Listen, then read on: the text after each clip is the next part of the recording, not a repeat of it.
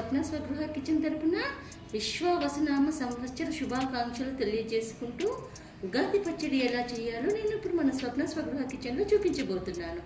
దానికోసం కొత్త చింతపండు తీసుకోవాలండి. పులుపు ఎలా ఉంటుందో జీవితంలో ఆ కొత్త చింతపండు పులుపు, తీపి, మామిడి పండు పులుపు, కారం కోసం మిరియాలు, ఉప్పు, వేపలోని చేదు అన్నీ కలవగలిపి ఉగాది పచ్చడి ఎలా చేయాలో నేను ఇప్పుడు చూపించబోతున్నాను. దానికోసం బెల్లం నానబెట్టుకున్నానండి, చింతపండు నానబెట్టుకున్నాను. ఉగాది పచ్చడి అనేది ఎప్పుడు కానీ ఇలా కుండలో చేసుకోవాలండి. ఫస్ట్ కుండను మనం పూజించుకోవాలి. పూజించుకోవడం అనంటే బొట్టు పెట్టుకోవాలి కుండకు.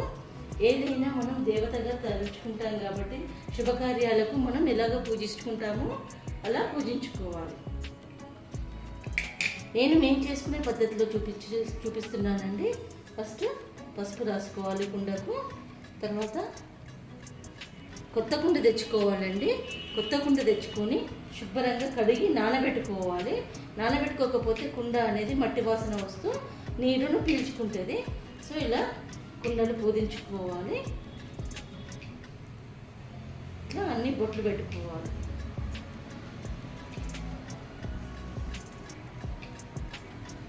ఇలా అన్ని బొట్లు పెట్టుకొని కుండకు ఉగాది అనేది మనకు కొత్త పండుగ కాబట్టి, మొదటి పండుగ కాబట్టి సంవత్సరం ఆది అంటాము. మొదటి పండుగ అంటే తొలి ఏకాదశి. ఉగాది అనేది మనకు ఆఖరి పండుగ, కాకపోతే సంవత్సరం ఆది అంటాము. సో ఇలా అన్నీ కొత్తవి తెచ్చుకొని పూజించుకోవాలి. కుండలో ఫస్ట్ వాటర్ వేసుకోవాలండి. బెల్లం నానబెట్టుకున్నాం కదా, ఇది ఈ వాటర్లో ఈ కుండలో వేయాలి. చూడండి, ఇలా మంచిగా కలుపుకోవాలి బెల్లం అంతా నానబేయేదాకా. తర్వాత ఈ చింతపండు ఉంటుంది కదా, ఈ చింతపండు మంచిగా రసం తీసేసి, చింతపండు గుజ్జు మంచిగా తీసేసి ఈ బెల్లం వాటర్లోనే పోయాలి. తర్వాత నేను ఈ కుండలో తీసుకుంటున్నాను. మంచిగా కనిపించాలని, ఈ కుండలో కనిపిస్తలేదు కాబట్టి నేను చిన్న దాంట్లో తీసుకుంటున్నాను, మీకు మంచిగా కనిపించాలనేసి. ఇప్పుడు ఈ కుండకు మామిడాకు కడతామండి, తోరణం లెక్క, కంకణం లెక్క. ఇప్పుడు ఇంకా మామిడాకు అవైలబుల్ లేదు కాబట్టి మామిడాకు కట్టలేదు. మామిడాకు కంపల్సరీ కట్టాలి. తర్వాత మిరియాలు, కొన్ని మిరియాలు తీసుకొని ఇలా రోల్ తీసుకొని ఒక 5-6 మిరియాలు,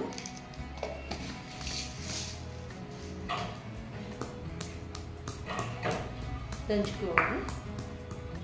మిరియాల పౌడర్ చూడండి ఇలా వేసుకొని, ఉప్పు కొంచెం, ఉప్పు, తర్వాత మ్యాంగోను చిన్న పీసెస్ లెక్క కట్ చేసుకోవాలండి. కొత్త మామిడికాయ సీజన్ కాబట్టి మామిడికాయ ఇంత ఎక్కువ వేసుకుంటే అంత టేస్టీగా ఉంటుంది.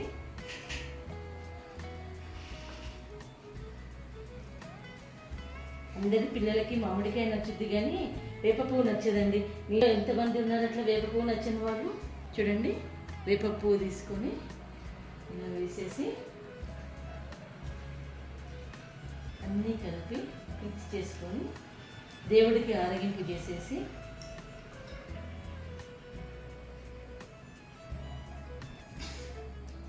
పెద్దవాళ్ళకి ఆరగింపు చేసేసి తర్వాత మనం ప్రసాదంగా తీసుకోవాలి. ఇలా మీరు కూడా మన పద్ధతిలో స్వప్న స్వగృహ కిచెన్ తరపున చెప్పిన ఉగాది పచ్చడిని నా పద్ధతిలో చేసుకొని మీ ఉగాది పండుగను సుఖ సంతోషాలతో ఈ సంవత్సరం ఆయురారోగ్యాలతోటి అష్టైశ్వర్యాలతోటి తులతూగాలని కోరుకుంటూ స్వప్న స్వగృహ తరపున ఉగాది శుభాకాంక్షలు తెలియజేసుకుంటున్నాను. Thank you. మన స్వప్న స్వగృహలో బూరెలు మామిడికాయ పులిహోర ఎలా చేసుకోవాలో డిస్క్రిప్షన్లో లింక్ ఉంది, ఫాలో అవ్వండి.